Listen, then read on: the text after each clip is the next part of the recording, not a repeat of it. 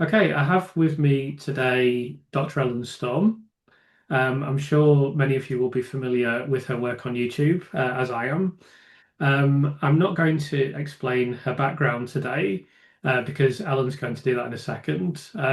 So first, I'll just introduce Ellen and say thank you for joining us. Hi, Chris. Thank you for having me. That's no problem at all. Yes, as I mentioned, you're going to explain your background and what you do and what you've done. So let's hear that. Okay, I am a paediatrician. I am currently working on the middle grade or registrar rota as a neonatal registrar. Um, and more recently, I've been working somewhere else in a sort of general paediatric district general hospital with a level one neonatal unit. Um, But going back, I qualified in medicine from St George's Hospital Medical School in London in 2000. Started my paediatric career in 2002 down in Kent. Got my membership of the Royal College of Paediatrics and Child Health in 2004, so passed all my exams. Um, I did some training around the south of England and in East London. Um, I worked on the neonatal unit in Canterbury and the Royal London in Whitechapel and Ashford and St Peter's in Chertsey. And then came up to Liverpool to do paediatric training. So I worked at the Liverpool Women's as a neonatal registrar and also at Arrow Park as a neonatal registrar. So I've worked in four different level three neonatal units and two level two, also Brighton as well, over the course of my career, as well as various general paediatric jobs and community paediatric jobs. I've also got a master's in public health from the London School of Hygiene and Tropical Medicine. And I worked for a year as a public health doctor in Croydon in London. Um, Done some A&E and things at the beginning as well. And I took some time out to have my twins. So I'm a mum of twins as well. And that has perhaps meant my career's been a little bit more checkered, and I've also had some academic interests here and there. I'm also a writer, and I did this was part-time, like online in my own time, but I did a MA in creative writing at Okay. Lancaster University. So I did that. I've also technically got a BSc in biomedical sciences because when I did my medical, so this is, I've heard other people say they did this, but when you do your medical degree, you can intercalate an extra year. Some people get to do that. So I did that, and did various different units and things, but I looked at tuberculosis for my dissertation for that as well. So I was working in the microbiology labs at that time. Then um, I also have more recently attempted to do a PhD. I didn't finish it, but I did about half of it full time. And Cool. after that, I actually sat down to write this book. Brought it here actually. So this is my book. It's called Diseases Have Causes: One Doctor's Journey with an Apple and a Pen. And this is a book. I describe it. It's in two volumes, massive. It took me 6 years to write, but I describe it as a book about the philosophy and sociology of science in relation to nutrition. That's I was in the social sciences department. I was actually for a brief period of time teaching political sociology and developmental and social psychology to the undergraduates, which was really fascinating, although a complete diversion from medicine. I absolutely loved it. And I started to get quite interested in a subject called STS, or Science and Technology Studies, which is a kind of combination. It brings in a bit of philosophy and a bit of sociology in relation to science, the process of doing science and reaching conclusions. So that was what I got really, really fascinated with, and that's why I got interested. What I got interested in when I was writing the book. Mm. So when I was writing the book, I was looking at papers, kind of dissecting papers around nutrition, looking at what they did and how what they did connected or didn't connect to the conclusions that they were reaching in relation to that. So it's really quite interested. I was interested in language, which is what philosophers are often interested in, the relationship between language and truth, and how you might start with a particular data set, you end up with a particular conclusion, and what joins those two things is a linguistic process. Yeah, it's the things that people say and the way those things propagate through Mm. society. um, that's what determines what we understand to be facts within society. Um, I think I showed this in one of my other videos, but I was particularly interested in this guy called Bruno Latour, who's a French sort of philosopher and sociologist who wrote this book called Science in Action. And I love this book. I think this book is like amazing. Right. And he talks about the way that facts are socially constructed, the way that they are made by a process of repetition, where people, if one individual person thinks something, but they get totally ignored by the entire world, that doesn't become what we class as a fact Mm. socially. Even So though, if you even don't though, like what someone is even though saying, it's the best thing to do is ignore them, and then their fact doesn't become, it doesn't get more and more embedded in our kind of group yeah, consciousness, I suppose, is what he was trying to say. yeah, So, there's a social process that isn't necessarily related to um, actual truth, yes, or lots of other factors come into play in terms of what things propagate in that way. And yeah. I think that I when think I first encountered the Lucy Letby case, all of that reading and all of that I had been doing and the things I'd been looking at in a lot of detail, sort of, I suddenly thought, this really applies here. What, because I mean, when I first found out about it, and I came to it quite late, so I didn't know about it during the trial. Not a person who sat through all the trials or anything. I didn't find out about it until November 2024, I think it was. mm, So it was after the reporting restrictions were lifted, mm, and I just found it because I was doing an internet search about actually something else related to work, but something else. And just sort of caught my eye, started reading about it. It was like, oh, what's happened here? How have I missed this kind of thing? But I guess I was working and busy with my own stuff, so I did miss it. mm. But as I started to read about it, those questions were coming up in my mind, things that I had been thinking about a lot already in relation to, in a different scientific sphere, but nevertheless applicable over here, if that makes sense. Yes, it does. I think with regard to what you were saying about this book about social truth, I recognized very early on that that would be necessary. It was necessary to bring people. It's not going to be changed by a few scientists who, no matter how brilliant what they did could be, you need the social aspect and the social recognition. That's why Mark is doing the press conferences and such like, because he recognizes that there needs to be a social acceptance, a public acceptance that this is an unsafe conviction. So I think it's interesting that you mentioned that. So I just want to ask you a related question, because I'm always interested in this. Did you always plan to work in pediatrics? And what was it that first made No. you plump for that field? Because it strikes me, as someone who's never been in a hospital, has no medical qualifications, that it's extraordinarily stressful and pressurized. Is that a fair comment? Yeah. So what made you go in that direction? No, it's a really silly answer, this one, because I didn't really know what I wanted to do.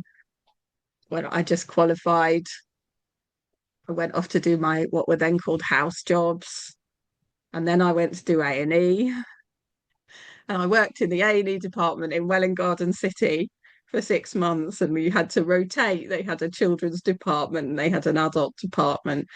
I'm a very visual person, like I'm quite, I think, good with things like graphics and stuff like that as well. Um, and the adult department was painted brown and smelt a bit bad.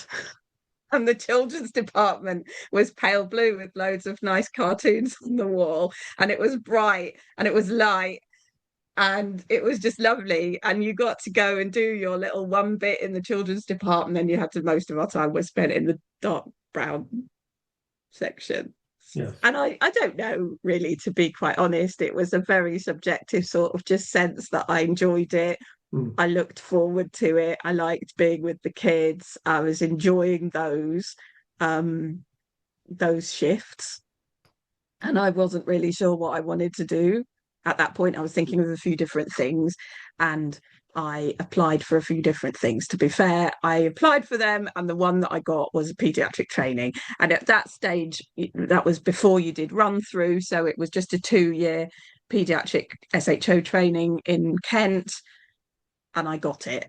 So I applied for it. I got an interview. I toddled off and went for it. And they said, yeah, fine, come down to Kent. So I went down there and got started. And I just enjoyed it and I just carried on. I don't really know, to be honest, other than you just sometimes you just kind of flow into Mm. things. So, but it does always make me laugh. I suppose it wasn't just about the paintings on the walls. It was what it, but I just enjoyed it. I was maybe just some kind of very subjective sense that I was in a good place and a Mm. right place for me. So Yeah, well, yeah, that's fair. um, but I was always also kind of interested in pursuing some kind of academic career. So I think I've gone off at, I left it, not left, but took some time out to do my master's in public health after I'd got my membership of the Royal College, and then took a bit more time out when I went to do the PhD. So just,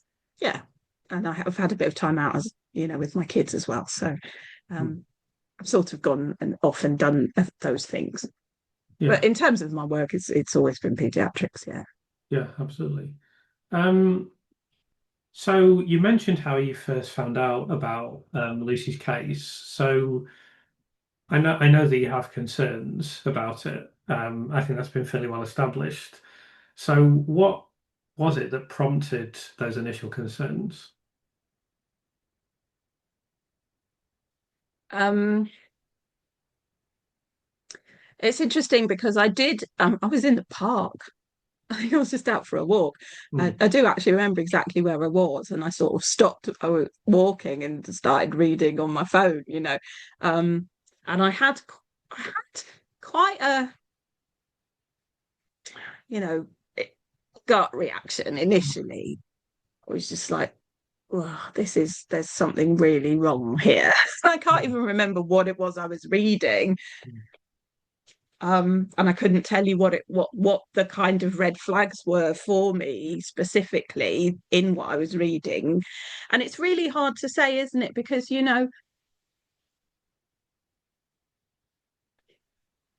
I think it has to do with all of my clinical experience and all of the things that I was reading and learning about as part of my PhD and the book that I wrote afterwards, and the coming together of those two things Mm. was a bit like when the all the plums line up in the slot machine, Mm. but it's quite hard to articulate that.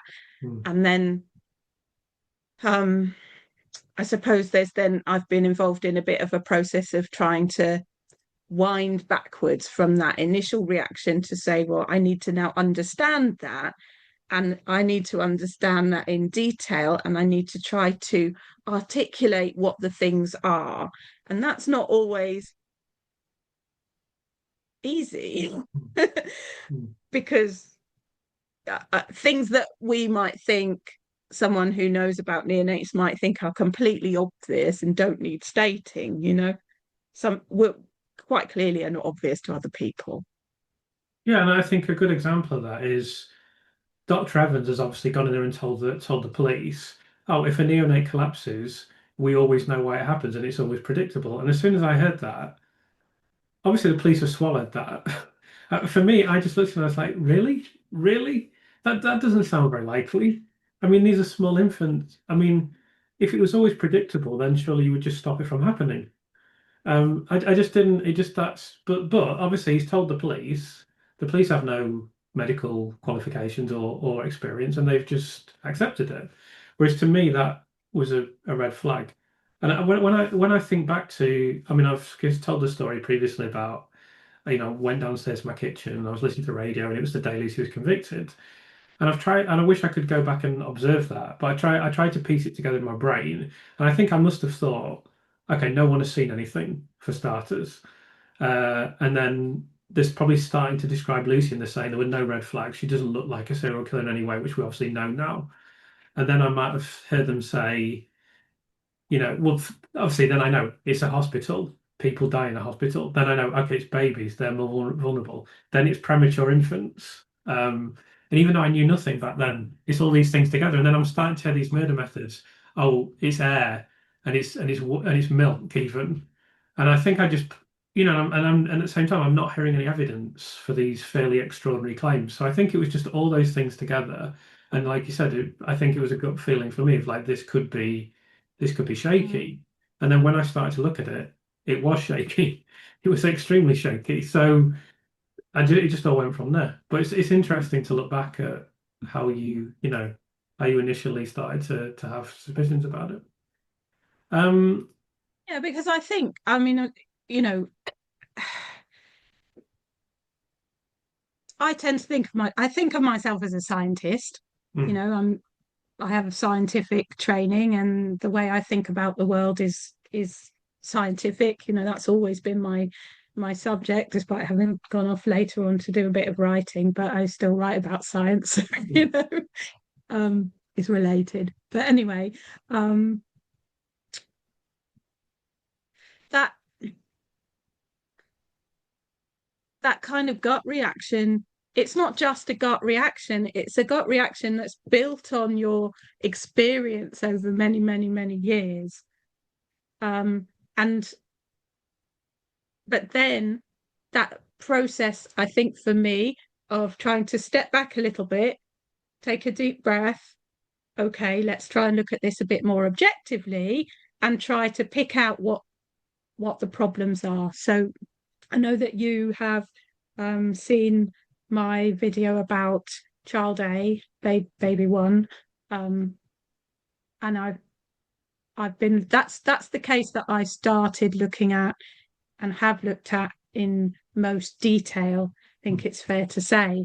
And I'm really grateful to everyone who watched that video and gave me some feedback in the comments about it, because some people made really helpful comments and um, kind of suggested other things that I had not seen to read. And I found it very difficult to kind of know where to get all the information, really. And some of Mm. it is so, uh, you know, um, long, Oh, totally. long-winded, transcripts and things and it's hard to really, really focus down on, what is it here that we need to know? Because for me, I and I think I've done this right from the beginning, actually. I've held off a little bit on, do you know what? I don't actually want to get really involved in all of the discussions that are taking place in the world. Um, there's loads and loads of YouTube videos you can watch, and there's loads of media outputs that you can read and watch and whatever. And what I would like to see is the medical notes. That's the only thing. And I would like to do that without having any kind of almost contamination by all of the dialogue that's going on in the world about this. Because actually, for me, it's like, well, what actually happened to this baby? What do we know? And what happened, and can we kind of look at that in close detail? So for I've got it up in front of me actually, for so you probably see the little reflections in my Oh yeah, glasses. yeah, lovely, But yes. child A, this is quite interesting. So since I put the video that I did about child A, this is something that I've just looked at because of something that someone said, go and read this and whatever. Um, I'll just talk you through this Okay. because I think it's a good example, and I'm not going to come to any conclusions about it, but it kind of, I do think the devil is in the detail a little bit here, you know, that it is really that close interrogation that answers are in there, or they're not in there, but then we understand what's perhaps being withheld Mm. from us as members of the public, as such, albeit educated professional members of the public, but still, you know, if things are being withheld that prevent us from being able to draw the right conclusions, then that's an issue in a way, isn't it? Because it then, even then, despite all of the information that is out there, if there are critical pieces of information that are not out, that are not there, we can't reach conclusions, and we eventually have to acknowledge that we have to say, well, you know, maybe we don't know. So those are issues around transparency, I think, in Yes. terms of the judicial system and how it might be held accountable for its decisions and potentially its errors. In any case, Yeah, and child A was, you want to say something? all I was going to say is I'm sure you've probably heard me say that lack of transparency in the judicial system is a major problem. I think it's something that's very clear from the issue of Lucy Letby that we have to scrabble around getting the transcripts. Obviously, it's not recorded. Um, the first thing people say to you is, "Oh, you weren't in court, so you're not entitled to an opinion." As you say, documents are difficult to access, and so on. So it's all. I think that is very regrettable. Mm. For you know, I can't see any reason why the court proceedings can't be recorded, and they should be. But Yeah. that's what I wanted to say. Please continue with discussion of Chorley. Well, just maybe we're going off on a tangent now, but you Yeah, know, I will just say yeah, I want to live in a world where I feel confident that we have a judicial system that is fit for purpose and that isn't going to make serious mistakes in terms of, you know, the convictions that it makes. And I think most people would probably agree with that. So that's maybe a different conversation in terms of how we ensure mm, that's the case in our supposedly civilized society moving forwards in the future. But you know, we are taxpayers who pay for this service, and it is a service that is there to serve us. And it should be in just the same way that we talk about in medicine, you know, openness and transparency and accountability. And it's not always there, but there are also those of us who do talk about it because we believe in it and we think it's important. We want to carry that mm, forwards and make it better in the future and, you know, strengthen our processes. Well, you know, I don't see why that should be any different for the judicial system and the legal profession in general either. Okay, so yes, mm. let's talk about this. Yes, So, far away, far away. child A was born at 31 plus 2 weeks gestation. So he was a very premature twin. Um, and I want to look in really close detail at a very short period of time. So he'd been admitted to the baby unit. He'd had a cannula put in. He'd been started on some fluids. He'd had some antibiotics. All of that is totally normal care for a baby at this gestation. No problem, no problem. At some point, the cannula tissues. He loses the cannula. They then have some issues around trying to put lines in. So he has something called an umbilical venous catheter put in, which goes into the liver, which they sometimes do that, so it's in the wrong place and it's repositioned, and then somebody comes along and puts in a the long line into the arm, which arm it was. Anyway, So that all happens. And there are some issues about he's not receiving any fluids for a period of time, as yet slightly unspecified number of hours. And at 8:05 in the evening on the second day, they start a 10% glucose infusion through the long line. So that's where I'm going to start. They start the infusion through the long line. And at 8:10, they do an X-ray.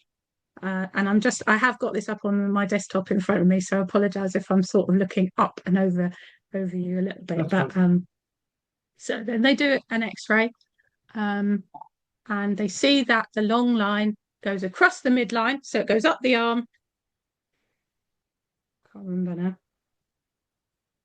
That way, that way, yeah. I think it was there, and it went up there, getting my lefts and rights the wrong way around. But your heart is definitely here, yeah. And it stops somewhere around here. Okay. So it goes across the midline, and it's probably in the major blood vessel that goes into the top of the heart, but probably not in the heart itself, which is what we want. We don't want it to be in the heart. Okay. So that they see that. So that's at 8:10. Then at 8:20, one of the nurses notes that his hands and feet are white and he's centrally pale. So that means pale in the middle, with poor perfusion. So perfusion, we test perfusion, something called capillary refill time. You press on the skin, count for 5 seconds, release it, and count how many seconds it takes for the color to come back. Yeah, so that's how good your blood supply is to your skin. And I don't know what his capillary refill time was, but presumably that was prolonged, and it so he was pale, he was shut down, and the blood supply coming back to his skin was not what it should have been. So that was at 8:20. And then 6 minutes later, at 8:26, they have reported that the baby became apneic. That means he stopped breathing. And they started giving him breaths through a face mask called a neopuff. And they've said that they saw his chest moving up and down. And at that point in time, his oxygen saturations measured on the little saturation monitor were between 70 and 80%. So they're usually in the 90s. So that's a bit low. And his heart rate was between 90 and 110. So newborn heart rate, we'd like it to be above 110. So again, that's a bit borderline low. It would be classed as bradycardic, but it's not a cardiac arrest. And he is not, at this point in time, collapsed. And I think that, so this is the point at which my philosopher hat comes on, because philosophers are people who are absolutely obsessed with definitions. And so here we have to talk about the definition of the word collapse. Okay. So preterm babies on neonatal units have things called apneas, bradycardias, and desaturations, or we call them apneas, desats, and bradies. And they do that all the time. And the reason they do it is because the brain is immature. It hasn't developed properly yet. And the respiratory center is immature. So they just tend to just stop breathing. And they actually just do that quite randomly out of the blue all the time. And we have these things called at Brady and DSAT charts or whatever. Most units will have some kind of a chart, might be a bit of paper or what on the computer, where then nurses will write down how many apneas, DSATs, and bradies the baby has had over the course of their shift. Each time they have them, they'll write it down. They'll say how long did it last, how whether sometimes they're breathing, sometimes they're not breathing, sometimes they just have bradies or they have DSATs. How low did their saturations go? How low did their heart rate drop? The first thing that most people would do for some number of seconds would just be to watch, because we call them self-correcting DSATs and bradies. So the baby just dips down and comes back up again all by themselves without anybody doing anything.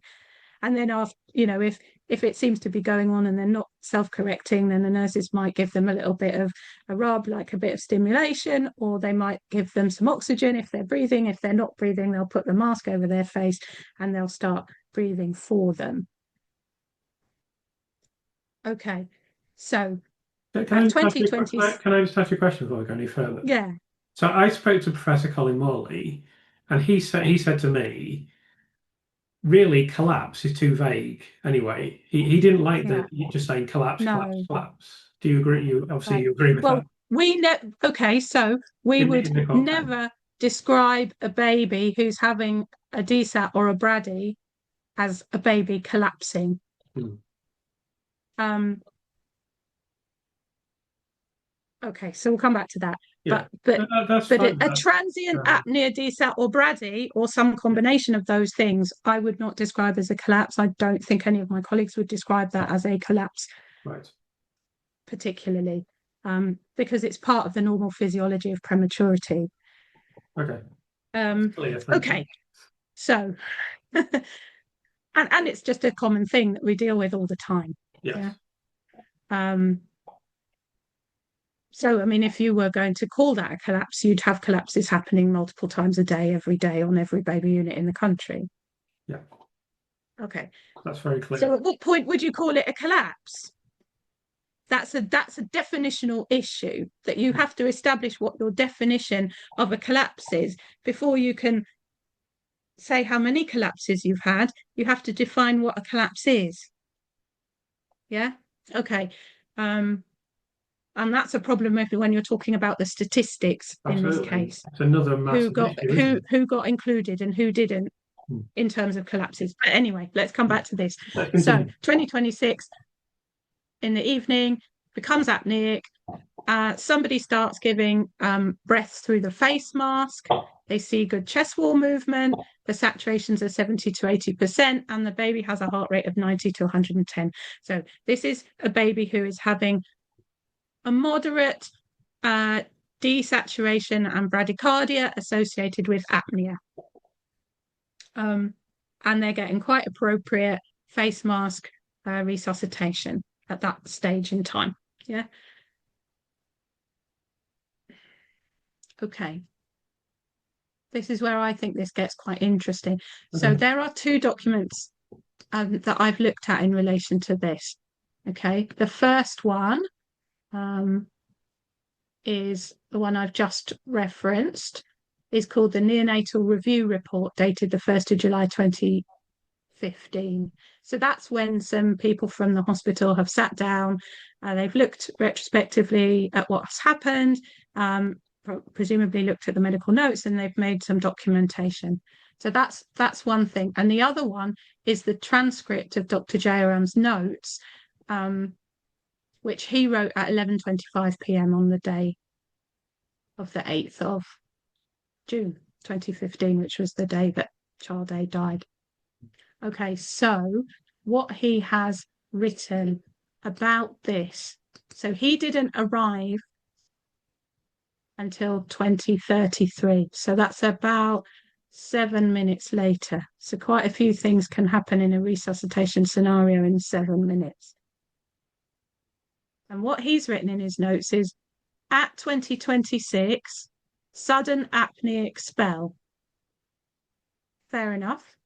All apneas are sudden, kind of by definition. You don't become gradually apneic, you just stop breathing. Yeah.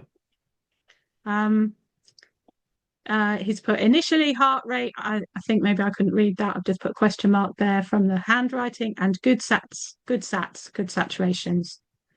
Bag valve mask ventilation commenced via Dr. Harkness. So he's the registrar that was on. And good chest movement and air entry, but heart rate dropped and lost output. So bearing in mind, Dr. Jairam's come back later. He wasn't there at the time that this happened, and he's had a verbal handover from the team, and he's written something retrospectively about what's happened.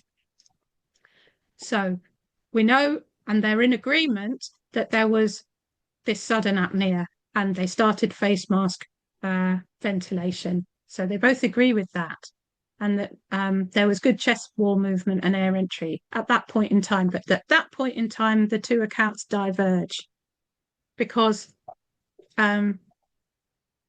the team review, the neonatal review, says that the baby's saturations were 70 to 80% with a heart rate of 90 to 110. And they go on to say that a minute later at 2027, Dr. Harkness thought that this issue might be related to the long line he'd just put in and took it out. So a minute later, he pulls the long line out. He's clearly not the person delivering the face mask ventilation. Someone else is doing that while he's busy fiddling about with the line and pulling the line out. And then a minute later, 2028, child A gets intubated. Doesn't say by who. I'm going to assume it was Dr. Harkness because he's the senior doctor, that's the most senior doctor that's there at the time. But that's not always the case. Sometimes there's a more junior person who wants to do it. They will do it with supervision. So not necessarily, depends who else was there. Baby gets intubated with a size 3 tube, 7 centimeters. And what is documented by the neonatal review is visualized passing the cords. And then the next thing it says is not documented in records, but medical and nursing staff confirm capnography use. Now, capnography is a name for usually 2 different methods, actually, that detect CO2, carbon dioxide. So if you have put an endotracheal tube down into the trachea, yeah, you should have carbon dioxide coming back up on exhalation. Yeah, so that's what you breathe out. And there are usually two ways of measuring carbon dioxide. You can either have a waveform, what's called continuous waveform capnography. So you would have a little sensor and then it's attached to the monitor and you actually see carbon dioxide waveform on your monitor. And that confirms that your tube is in the right place. The other way that we often use on neonatal units is called colorimetric capnography. And it's a little tiny box about that yay big that you put on the end of your endotracheal tube, and it changes colour from yellow to purple if you've got carbon dioxide coming out. It's quite commonly forgotten, actually. And certainly I would say back in 2015, it was still, I don't know exactly when they came in, but relatively recent, thing that people were still being reminded to try, to remember to use to confirm tube placement. And the reason we do it is because it's really, really easy to accidentally intubate your esophagus. So if you put your endotracheal tube into your food pipe instead of your windpipe, that is quite bad news. Yes. Okay. I've done it. Probably almost every single doctor who knows how to intubate at some point will have intubated somebody's esophagus. And usually what happens when you intubate the esophagus by accident is nothing. The baby doesn't improve. You don't see chest movement, you don't hear air entry. Their saturations usually continue to drop. They might become bradycardic. Their heart rate drops as well because you're not oxygenating them. And that they go downhill quickly when they're not being oxygenated. And certainly in my case, I think probably the nurses started yelling at me to pull it out. And I've definitely had the experience of saying, I'm sure it went in. I saw it go. And they're like, no, get it out. Because, they're not responding. You pull it out straight away. So if you intubate a baby normally and that tube is in the right place and you are delivering oxygen and there is nothing wrong with their lungs, that baby's saturation is going to come up, their heart rate is going to come up quite quickly. They tend to respond to that. And if they don't do that, even if you think you are in the right place and even if you think you can hear air entry and you think the chest is moving, you pull that tube out. Yes. You pull the tube out, you start ventilating again with a face mask, and then you start again. You try again. But the one thing you do not do is you leave that tube in place. So Okay. can I just ask you a question before going to the next bit? So you've explained there that intubations are not trivially straightforward, No. but there are instances in this case of multiple failures to intubate. So, should that happen, is how unusual is that? What? Being Well, unable to intubate? we're not talking about one, like five, six, seven times. Um, I mean, it's common that you don't succeed to intubate the first time. Hmm. And what we tend to do would be like if there's a trainee, somebody's learning, they would do the first one, and then the next one would, if they fail, then the more senior person would come in and they would do it. Um, So it might be a fail the first time and then it's successful the second time, but you should always have a time limit. So it's 30 seconds that you have, so from the point at which you take the mask away, you have 30 seconds to intubate that baby. And if you haven't done it within that period of time, and also one of the nurses will be looking at the saturation monitor. So if that starts to go down, they'll be like, come out, finish. Hmm. Then so that's not uncommon, I suppose. Complete failure to intubate. Um, it depends. I mean, I wouldn't. I don't fail to intubate people that often, but Hmm. it does happen. Sometimes you get things called a difficult airway. There might be reasons why it's difficult. Um, But it's fair to say that it's unusual. does that, does that make Yeah, sense? yeah. It's fair to say if you have multiple failures, that's they're trying to intubate once, they fail second, three, Well, fourth. so these guys would have been intubating as well. The other thing to remember, which has changed in terms of practice and for good reason, because of exactly this, is that we used to use things called a handheld laryngoscope, which is like so it's a sort of L-shaped thing with a light on it, and you put it into the mouth, and it sort of lift up, and then you put the tube in. And what we used to do with those, we still have them, but they're not our first choice anymore, would be to physically look through and look to see the vocal cords there and pass your tube through them. So more people made mistakes that way. And what we now have, most units are getting this thing called a glide scope, where essentially you have a camera and you have a screen. So the laryngoscope is attached to the camera and the screen. So the person who is operating the laryngoscope will have maybe their senior person stood behind them, and they're looking at the screen, and the person behind them is also looking at the screen and can see what they see, and that's really improved the success rate. So it's a difficult procedure, and it's certainly a procedure that people have to learn to do. And everyone who has learned to do it has made mistakes and, failed and intubated the wrong place, or thought they've intubated and they haven't, or the tube hasn't gone through the cords and it's just there in the oropharynx or whatever. I mean, that, like, I would say that's common in the process of training. By the time you become a skilled intubator, you shouldn't be failing that often. But if you're talking about trainees, then I think, yeah, it's probably not that uncommon. Okay, that's fair.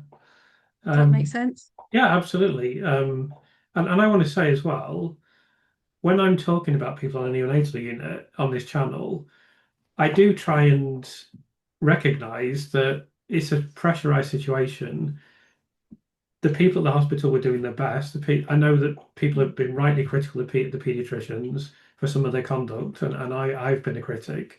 But at the end of the day, I sit here in my study and I write things down, and that's the most pressurized thing I ever do. I'm not trying to put a tube into a baby who's desaturating and it can die.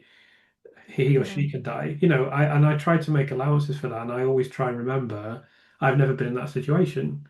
yeah, So I do try to be fair in everything I say, and I think it's important that we always do that. yeah. Yeah. So I if mean, you I like, think one of the things I did put right at the end of my video about this baby was to do with medical error. Mm. Because I suppose, I don't know if it was a small call for compassion really, but you know, it's not just about having compassion for doctors who've made mistakes. We all make mistakes, and the problem is, as a society, we need to understand that doctors have to train. Nobody comes out, gets born out of the womb knowing how to do these things, right? Everyone's got to learn, everybody's got to train, and everybody makes mistakes. So we have to manage that situation. And if we develop a culture that is, very, what's the word? Antagonistic towards doctors who make mistakes, I'll tell you what will happen. You won't have any doctors, you won't have a healthcare system, and we'll all be giving birth in mud huts in the jungle very soon. So, we just we can't do that. But nevertheless, doctors also can be very, very hard on themselves when they've made mistakes. And we also have natural human psychological defenses against thinking that we might have done something that has really hurt someone, because we're not there to hurt people. We don't want to do that. That's not what we're about at all. But it happens, and it probably happens more often than most of us like to think is a reality. So I think, okay, I'm going to just come back to this if that's all right. Probably Absolutely. got a Far away. Please bit continue. sidetracked. We go off of various tangents, No, but no, we'll try and no. sort of broadly head down the same kind of train of thought and get there Yeah, in the end. But that's I think absolutely. why I think this is an interesting little tiny piece of the jigsaw puzzle, Mm, because it has all these interesting implications. mm. So okay, so where did we got to? We got to 2028, intubated, visualized passing chords, not documented in records, but medical and nursing staff confirm capnography used. So lots of issues, aren't there, about documentation here. So there's Yeah. a retrospective statement that they did use capnography, but it wasn't written down at the time, which arguably not documented, not done. But so we don't know. We don't know what kind they used. We don't know who confirmed it, how it was interpreted, but retrospectively, someone has claimed that they did. And then it says heart rate 60 to 70 decreased, heart rate decreased to 60 to 70, and chest compression started. So we have, I think what I'm trying to highlight here is that we have two different accounts. Dr. Jairam's account doesn't mention about the intubation between the apnea and the heart rate dropping and the losing of the cardiac output, but the neonatal review is very clear in its timings that this baby had a heart rate of 90 to 110 before intubation, and that the heart rate dropped after intubation, and then the chest compressions were started. So that's really important. And there's somewhere else, sorry, I can't see it, but there is somewhere else as well where it says something about the heart rate dropping in the minute after the baby was intubated. So, first of all, this baby was intubated very quickly after they became apneic. That might have been appropriate, but it might not. There might have been an argument to say that then, first of all, we don't know how much oxygen they were giving, whether their their face mask ventilation was effective. There's a few stages between saying that the baby's not picking up as well as you'd like them to with face mask ventilation and making a decision to intubate. Now, I have got up here in front of me multiple websites here about what is known as unrecognized esophageal intubation. So this is the Royal College of Anaesthetists. They've got a video and some training, multidisciplinary team training. There's something from New South Wales Paediatric Watch, unrecognised esophageal intubation. There's a paper here from the journal Anaesthesia. Why does esophageal intubation still go unrecognised? Lessons for prevention from the coroner's court. Got an article from the Standard newspaper entitled Botched Routine Op at Children's Hospital Led to Death of Baby. That was in 2019. The baby died from asphyxia during an operation at a top children's hospital. That was the Evelina in London, when a breathing tube was wrongly placed in his food pipe. In another paper, Paediatrics and Neonatology, Traumatic Diaphragmatic Herniation Following Esophageal Intubation in Neonatal Death. That one's quite interesting because what it actually showed was that what they did was intubate the esophagus and then not recognise it for quite a period of time. There was a rupture to the lining of the gastrointestinal tract, which caused air to leak out into the surrounding structures. Okay, slightly gone off track again. That's fine.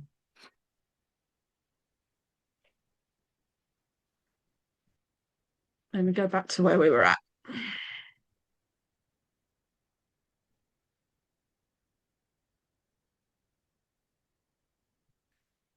So I'm just going to backtrack because I've lost my thread, sorry. We don't know when they were doing the near-puff, the face mask ventilation. We don't know what oxygen concentration they were delivering.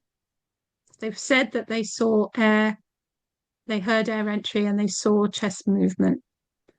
That doesn't necessarily mean in a premature baby that's got problems with their lungs. If they've got an oxygenation problem, you need to make sure, and I've seen it endless numbers of times, people forget to turn the oxygen up.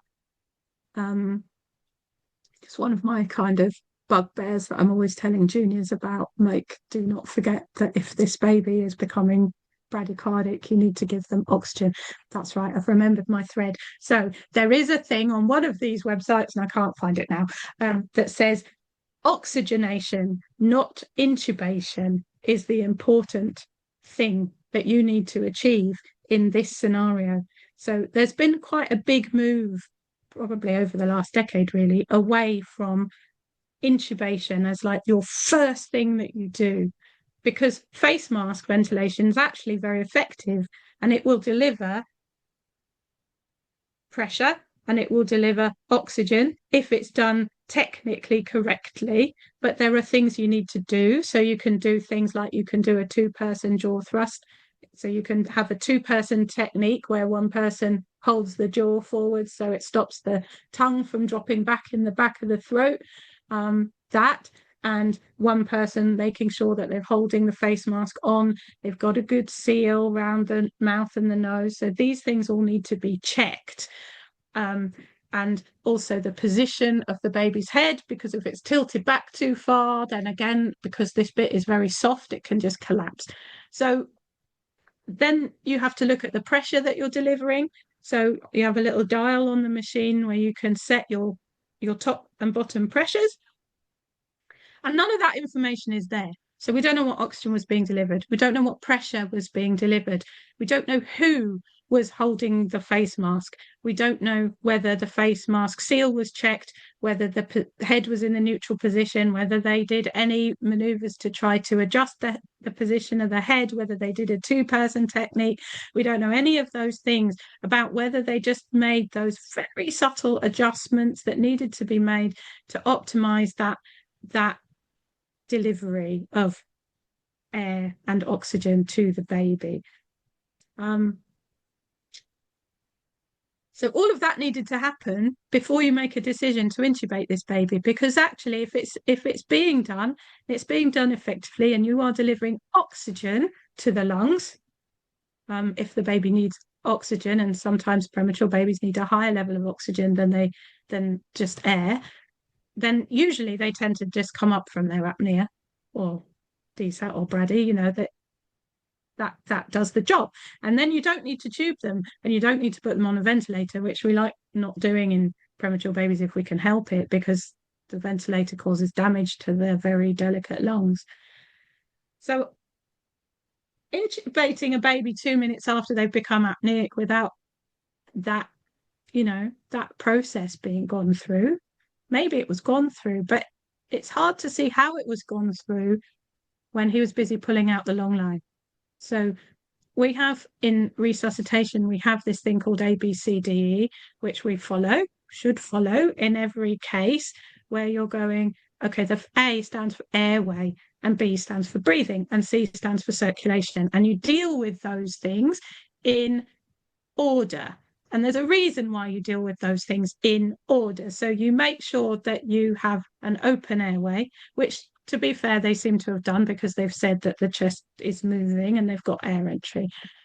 And that you're delivering breaths, but also comes into airway and breathing is, are you delivering an adequate amount of oxygen? Are you delivering an adequate amount of pressure for this particular baby?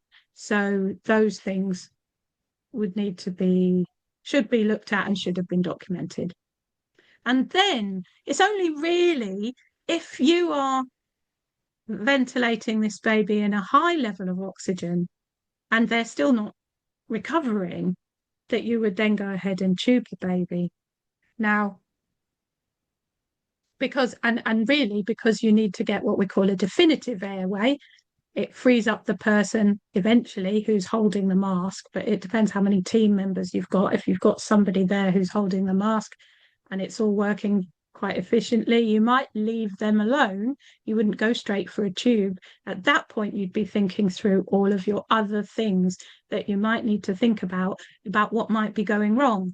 Because you would say, well, actually, we're delivering oxygen to this baby and we're delivering adequate pressure and we've got air entry and we've got chest movement. So we're happy with A and we're happy with B. So now let's think about C.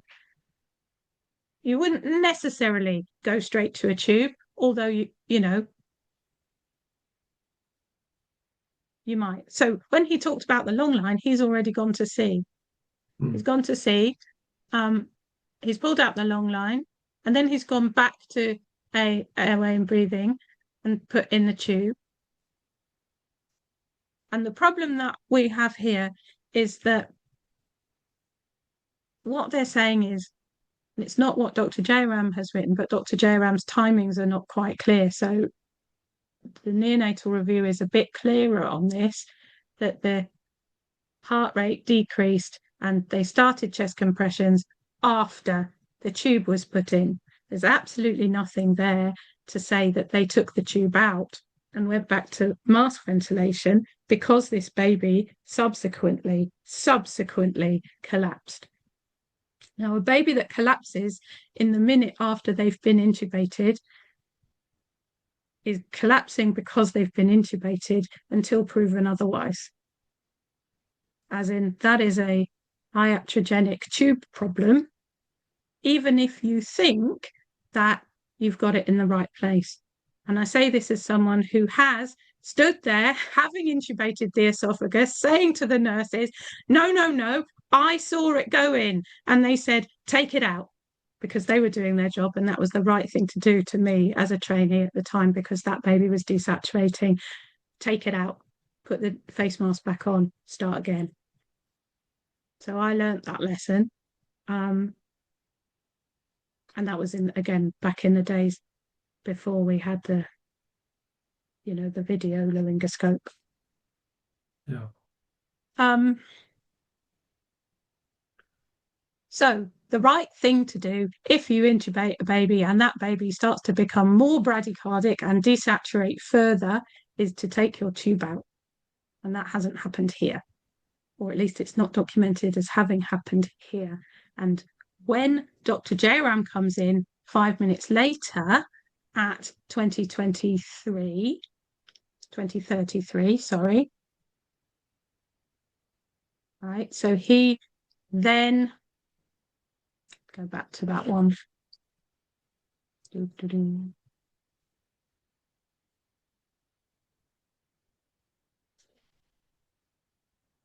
just going to find the right bit so I can actually say No problem.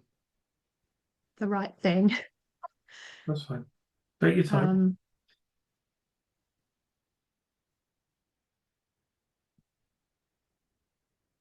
yeah. So he says at 2026, sudden apnea expel, initially heart rate and good sats.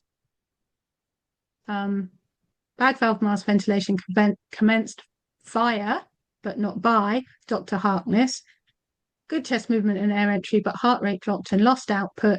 Legs noted to look very white and pale before cardiac arrest. CPR commenced. Resus progressed as documented by Dr. Harkness and Wood.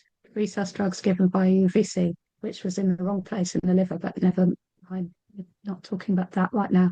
So I haven't seen notes written by Dr. Harkness or Dr. Wood. I don't know if those are in the public domain. If they are, I haven't seen them as yet. Sure, sure. I would love to see them. It would help a huge amount for us to understand what has gone on in this critical 5-minute period of the end of this baby's life.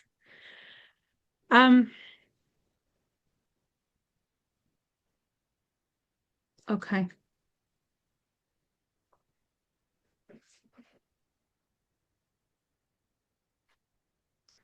So they then go on. They don't remove the tube. So the question we then have to ask, because what has been said is, yes, they confirmed placement with capnography, and they saw chest movement, and they heard air entry. Good chest movement and air entry, but heart rate dropped and lost output. So I've also been involved in a case relatively recently because I had to be a witness in the coroner's court for this case, where a junior doctor was resuscitating a baby that I was called to continue that resuscitation, and they believed that they saw chest movement. So we are taught by the newborn life support course team people to look for chest movement. And that junior doctor reported that he saw chest movement when there was absolutely no way that he could have seen chest movement in that baby, and there was definitely no chest movement. But there's a particular problem with the algorithm, which is that it tells you, this is to do with how you resuscitate newborn babies at birth, actually, but it tells you to do 2 rounds of inflation breaths, and then once you have seen chest movement, you go on to do what's called ventilation breaths. And it's not very clear what you do if you don't see chest movement. So after you do your 2 rounds of inflation breaths, you go on to your ventilation breaths. And if their heart rate goes below 60, that's when we would start CPR. So babies, they don't have cardiac arrests in the same way as adults, because their problem is usually respiratory, not cardiac. Their hearts don't just suddenly stop. Their hearts get slower and slower and slower over quite a period of time. Yeah. Because the heart is usually fine most of the time. So most babies who have CPR have a primary respiratory problem. And the problem is oxygenation. And they become bradycardic because they're not getting enough oxygen going to the heart. Okay. Yeah. So in the NLS algorithm, it tells our junior doctors, most of whom at the moment they go to deliveries, and they're not trained to intubate. A lot of the doctors and also the midwives who go to deliveries and resuscitate babies, they're not trained to intubate. That only really happens if you're a paediatric trainee and once you get to become a registrar. So if you've done your inflation breaths or you've done your ventilation breaths and you don't know how to intubate, it's not very clear what you do next, other than shout for help and hope that your senior who does know how to intubate can get there quickly. And psychologically, what people do when they don't know what to do next is they move on to the next bit of the algorithm anyway. Yes. Don't know if that makes sense, Yeah. but but they've done their inflation breaths, and it's not, the baby's not responding. So they do another set of inflation breaths and the baby's not responding. And I've had another case recently actually where they did a third set of inflation breaths, which is not on the algorithm because the baby was not responding. And then they're sort of a bit stuck because they don't really know what to do because the baby's not responding and they've done their inflation breaths, and that now they don't have the skills to actually escalate that, Mm. and deal with that problem. So what they do is they move on down the algorithm. And that means that they start doing CPR when they haven't dealt with the airway. So ABC means that you do deal with your airway first, then you deal with your breathing, and then you deal with your circulation. And your circulation is your CPR. In babies, you shouldn't start CPR until you're absolutely certain that you've got a patent airway and you've got air going in and out of your lungs. And if you have got that, and then you can start your CPR. Now, the problem with the unrecognized esophageal intubation is that people hear, they listen with their stethoscope, and what they actually hear is the air that they're putting in and out of the esophagus or in and out of the stomach. So they hear that, yeah, and they mistake it for air entry. And a 31 plus 2 week baby is very, very tiny. And so the sound of the air going in and out of the stomach is all over the body. Like you just hear it wherever you put your stethoscope, because the stethoscope covers half of the chest anyway. Mm. You hear, and people hear the noise and they mistake it. And in that, so then we have what we call human factors error. There's been a lot of talk about human factors error, um, more, more recent years, I think, that people who are very stressed in these situations, and perhaps a little bit out of their depth as well, they Mm. make human factors errors. And thinking that you can see chest rise when there is quite clearly no chest rise is one of those. Yes. And if you don't know what to do next, the only thing you can do next, and you're really stressed and all that adrenaline is going around your system, and you, people say they can hear chest rise, they can hear air entry, and they can see chest rise so that they can move on to CPR. They move on to the next stage because the baby's heart rate is dropping and they don't know what to do. They're out of their depth, Mm. really. Mm. Yeah. Does that make sense? It does. It does. So it's really sad, but there is clear precedent for this happening not just once, but multiple times, both in babies and in adults. And it is why we brought in capnography and why we've brought in the glide scopes, the video laryngoscopes, because of exactly this tragedy and wanting to stop it from happening. Now, let's say that this baby did get intubated into the esophagus, how would we know? Because we never did a chest x-ray during life after that point in time. Like when we do an intubation and we think we're in the right place and everything's going well and the baby's put on the ventilator, and then we get a chest x-ray, right, to check the position. We look at the level where it is in the trachea. That didn't happen. So the next x-ray that we got was the x-ray post-mortem.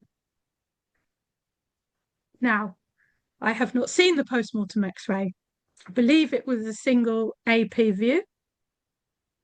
And I have read Dr.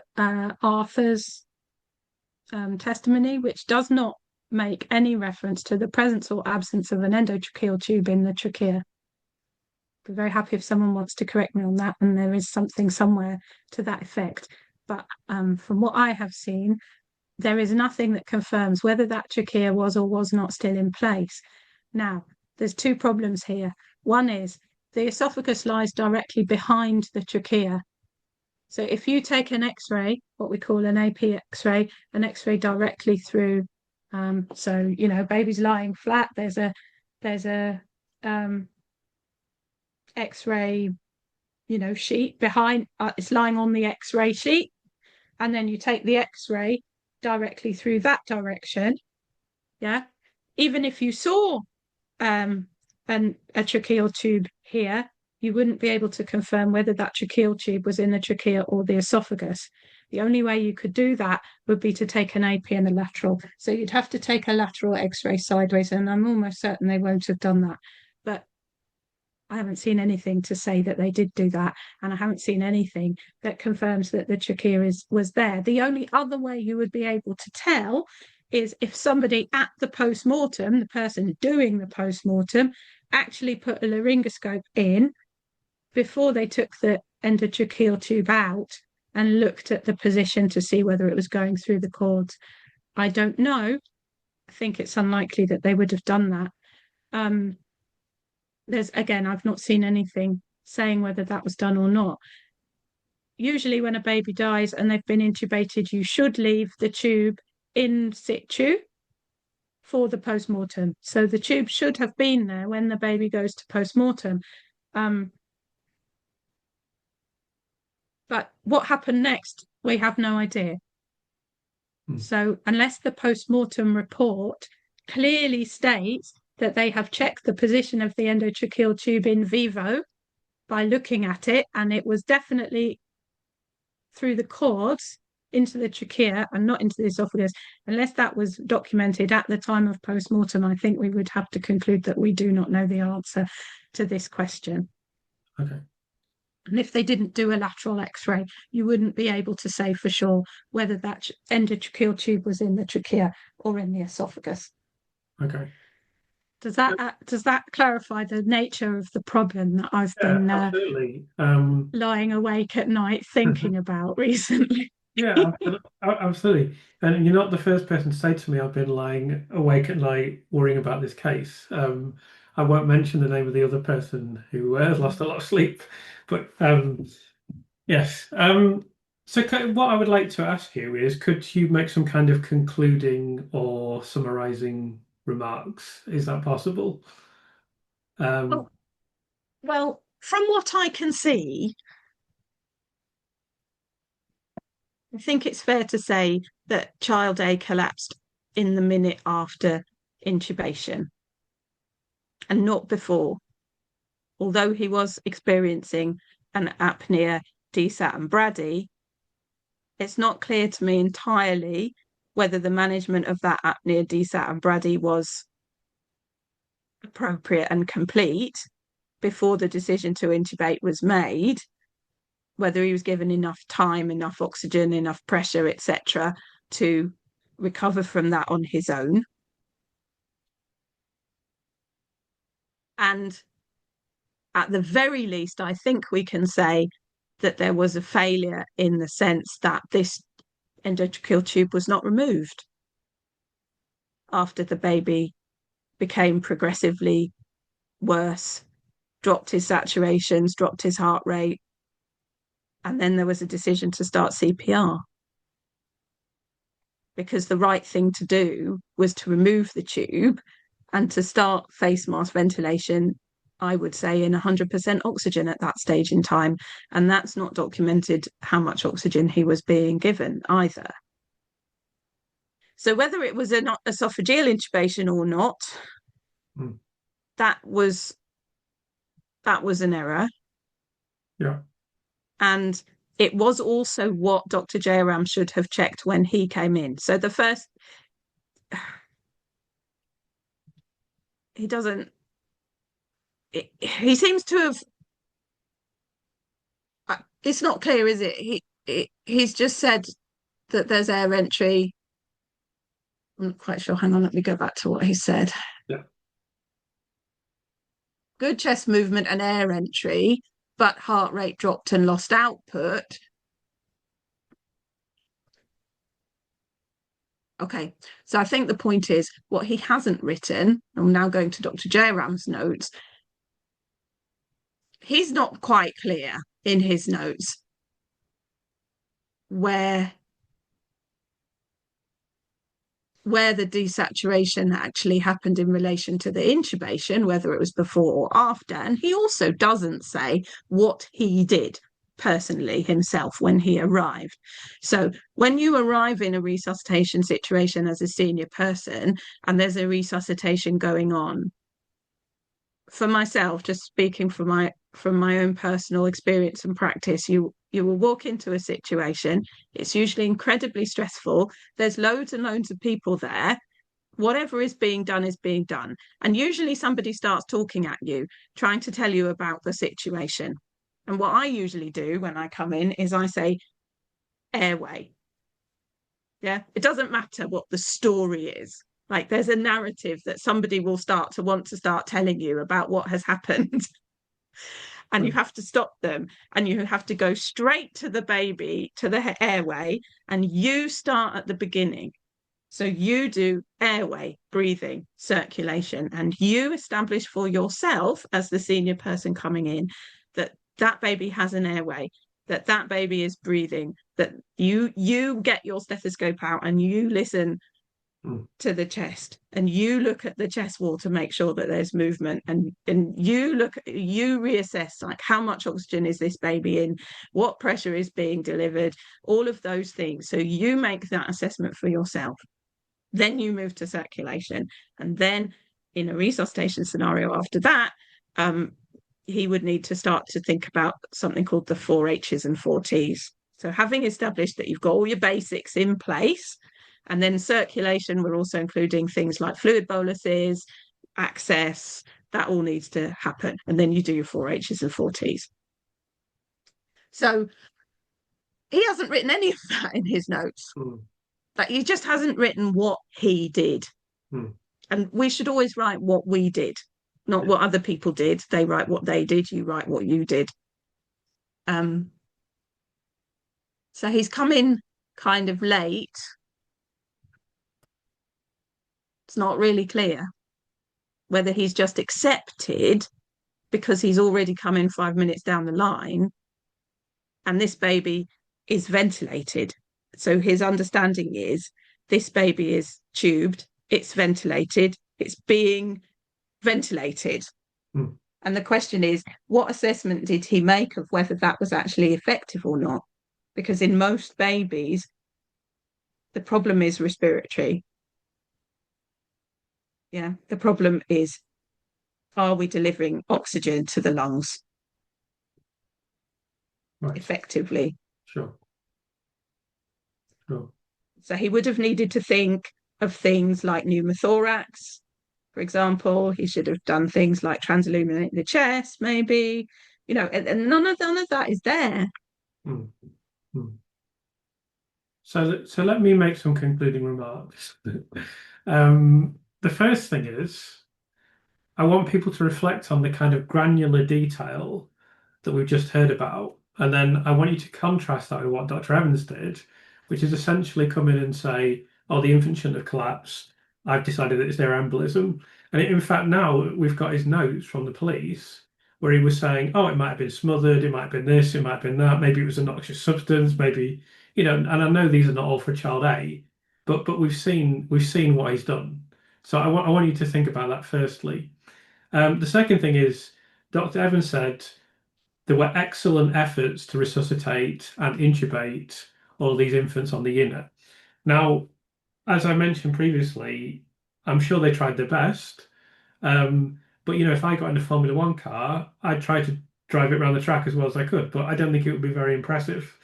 Now, I'm not comparing my skills to their skills because they're trained medics, of course, but I think it's fairly clear that there were some significant errors made on this unit. And also, as Ellen has explained, we don't know all the details because they haven't put it in the notes.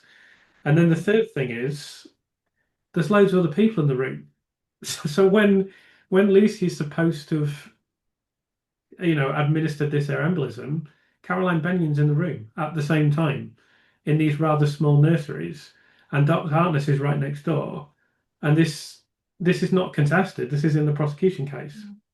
I would still come back to the question of, saying, when did this baby collapse? Because this baby did not collapse, as in have a cardiac arrest, before he was intubated. He collapsed after he was intubated. And if he collapsed in the minute post intubation, then that's intubation failure Mm.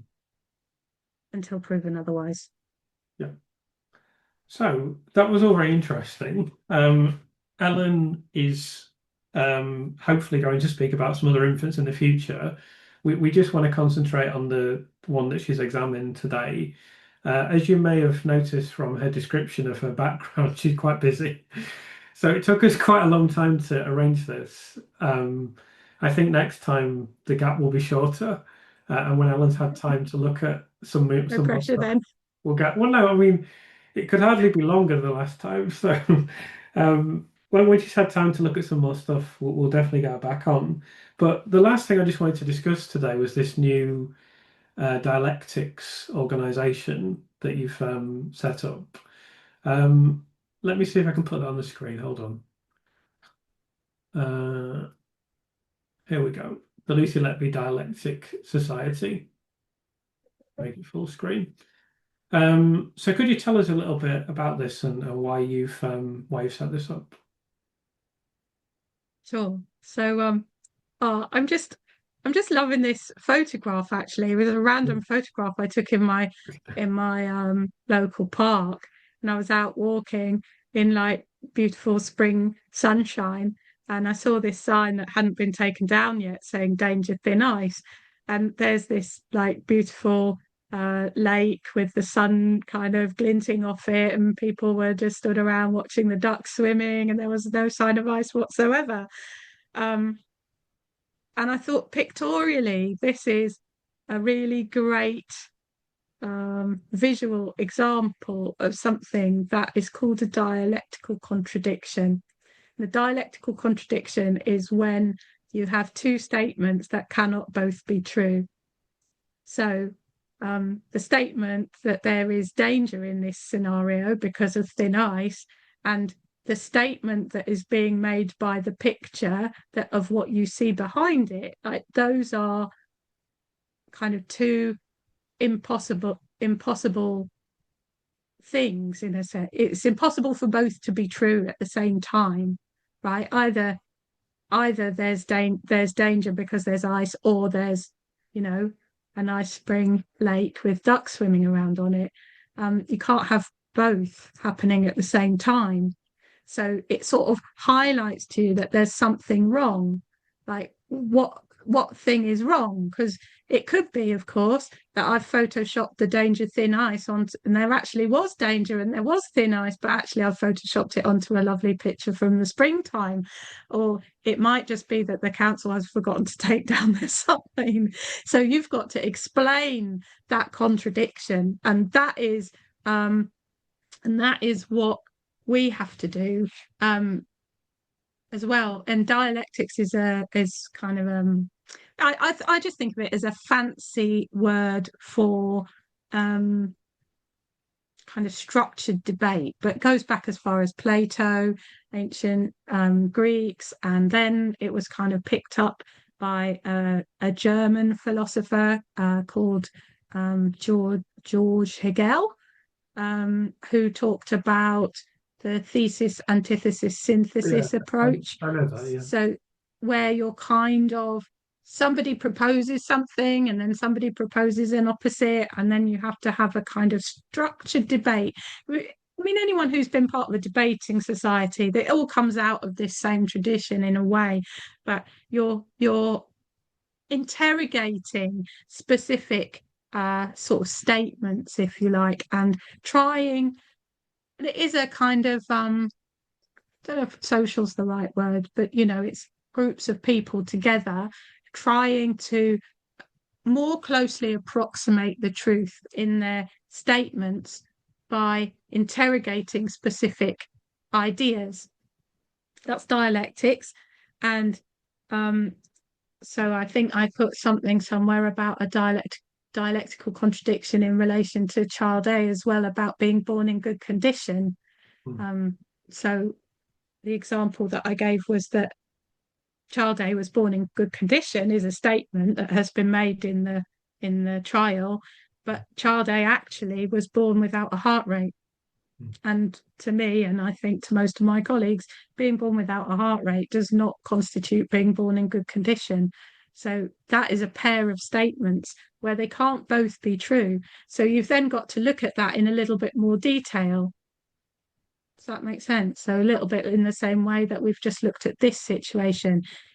You mentioned the word, you said granular detail, and I think that's really what I would like to try to do. But I also think that those pairs of statements are quite an interesting gateway for people who maybe feel, and as I certainly have, a little bit overwhelmed by all of the narrative that's out there around this case. But how on earth do you kind of grab hold of the really key, important points?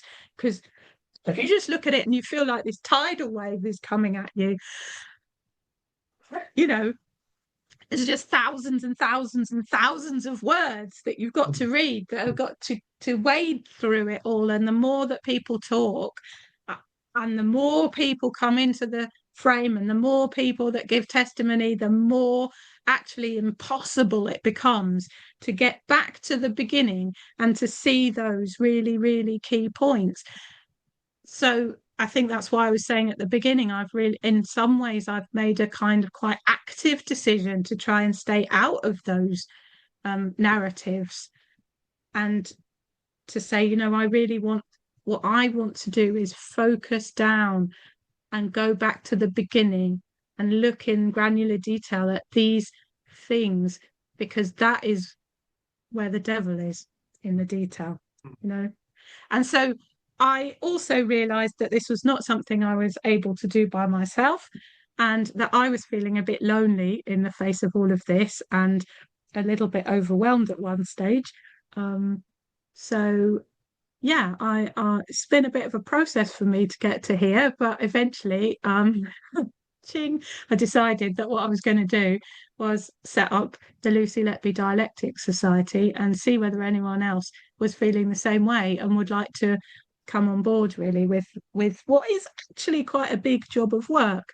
But I think if we want to um, understand what has happened here, and I hesitate to say what has gone wrong, but I think let's just say what has happened in this case, to really try to approach the truth to the best of our ability, we need to engage in that process.